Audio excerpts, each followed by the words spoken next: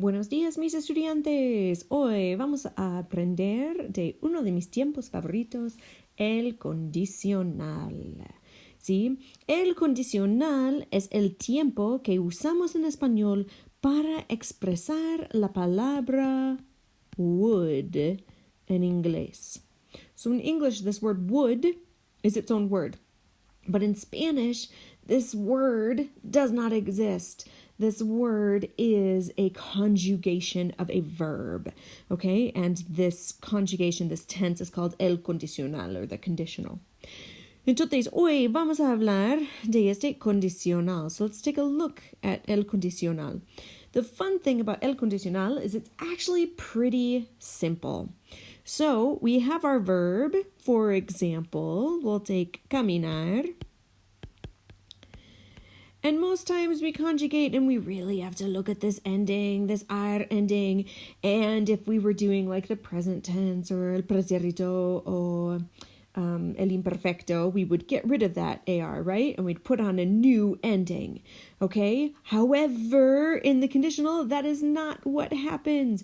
In the conditional, we leave that ar on and we put our new ending right on the end.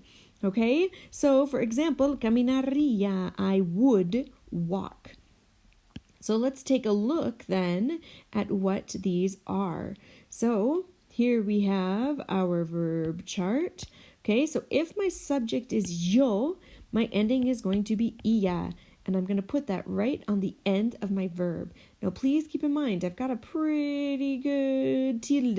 A tilde is an accent mark, so I have a pretty good tilde on there. I need to have that tilde because that tilde gives my I this emphasis.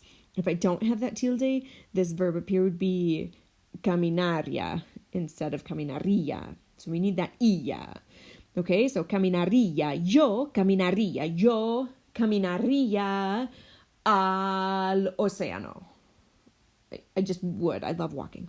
Okay, so two caminarías. Once again, we're putting it right on the end. Caminarías.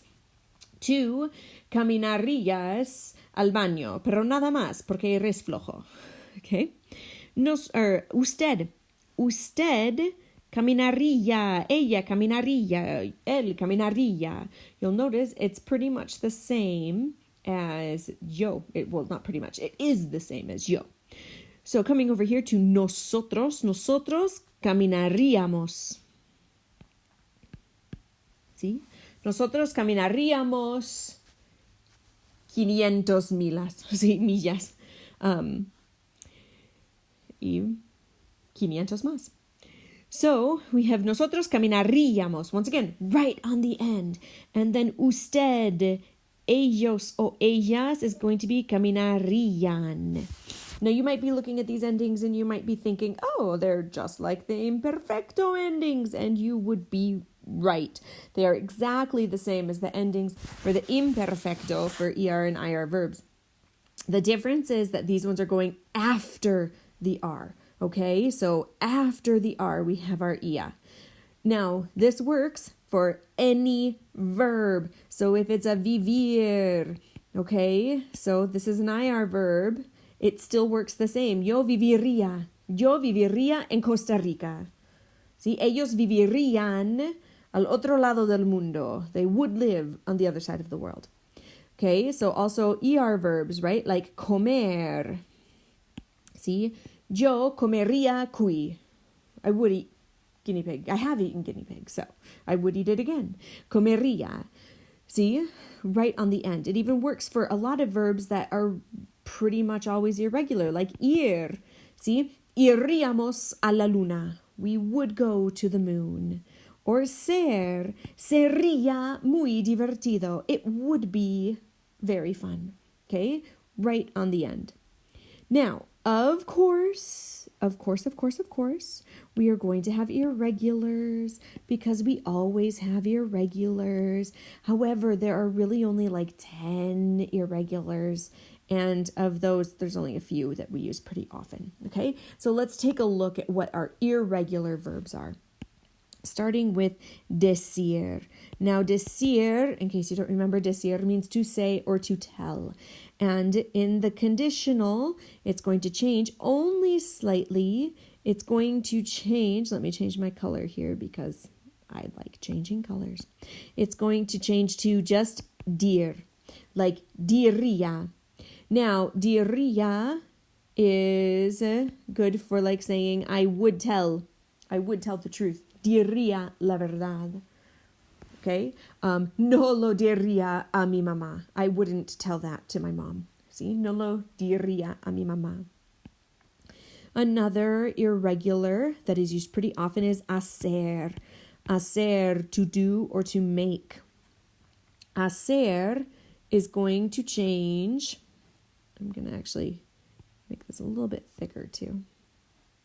It's actually going to change to ar. Okay? Ar.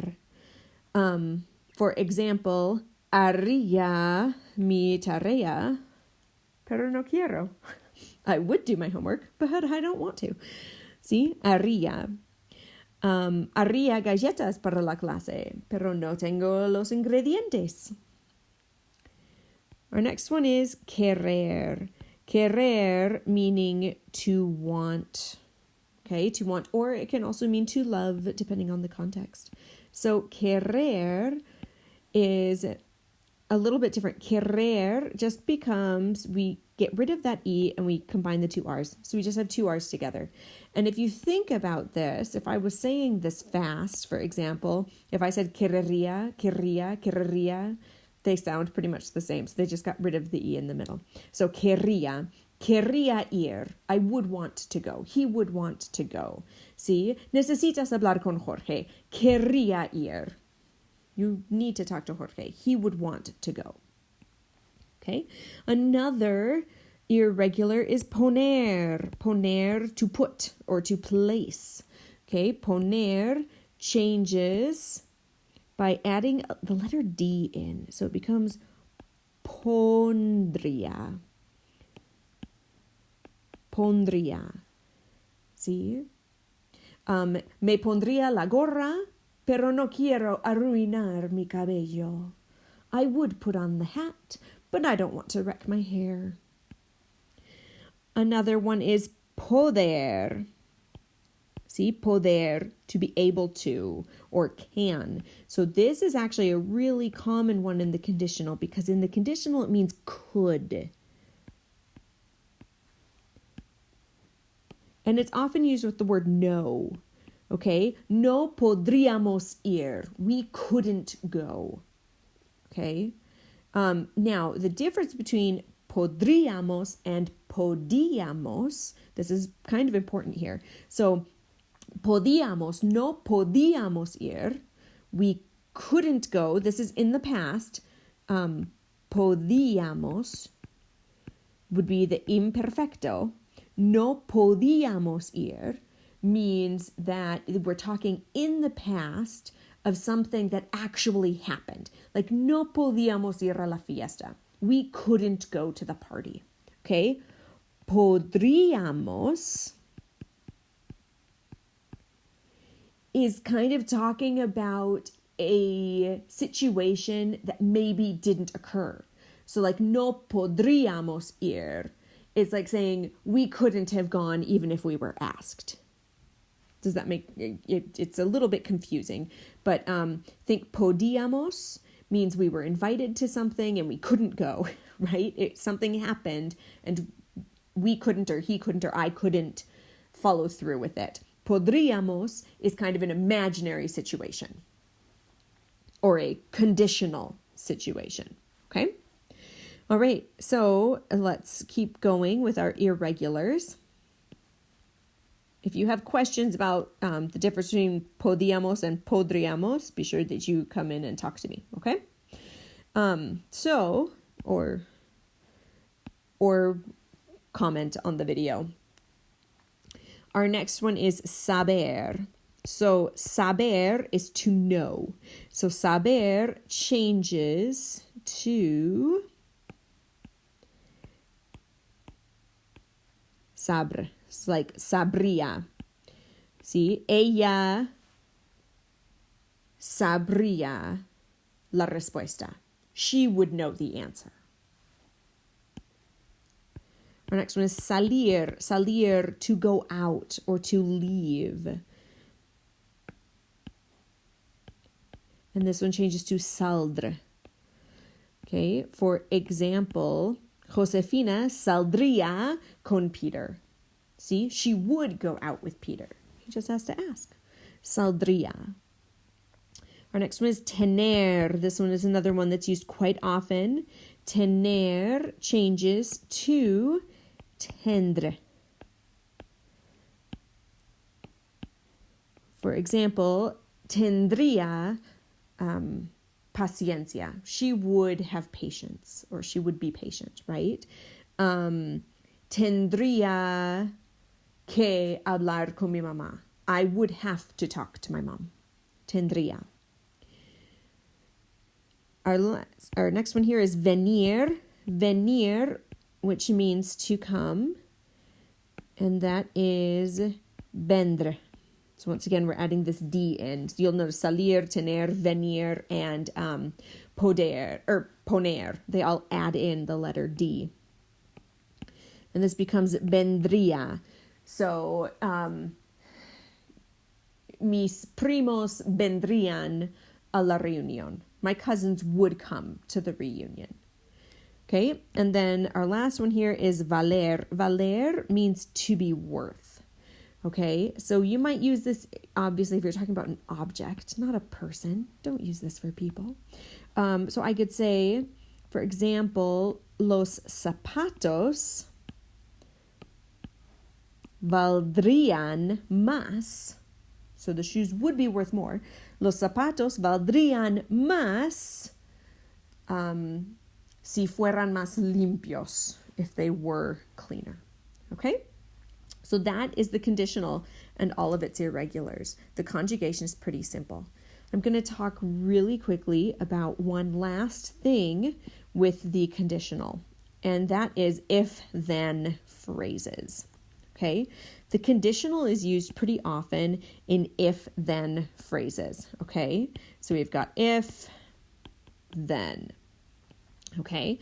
Which in Spanish is going to be si. And then we don't really actually say the then. So what makes this special is there are two different conjugations. And I'm not going to talk too much about this conjugation. I just kind of want to teach you how to use context clues to figure out what's being asked. Okay, so oftentimes after this word si, you're going to see a word like pudiera or pudieras. Si pudieras viajar por el mundo. So this is our if part. If something, travel through the world. Adonde, and then here we're going to have our question. Adonde, and then our conditional. Irías. All right, so this verb right here, pudieras, this is called el imperfecto del subjuntivo, or the imperfect subjunctive. Crazy long word, I know. We're not going to get into it. But what I want you to do is I want you to look at this word and I want you to think about where have you seen any part of that word before. Okay? I'm really hoping that you recognize this part right here. So this comes from the pretérito pudieron. Now, pudieron comes from the verb poder, and poder, as we just talked about, means to be able to. Now, it ends in an S, so I'm hoping that you recognize that that means I'm asking you. So if you were able to, if you were able to travel through the world, where would you go? Okay?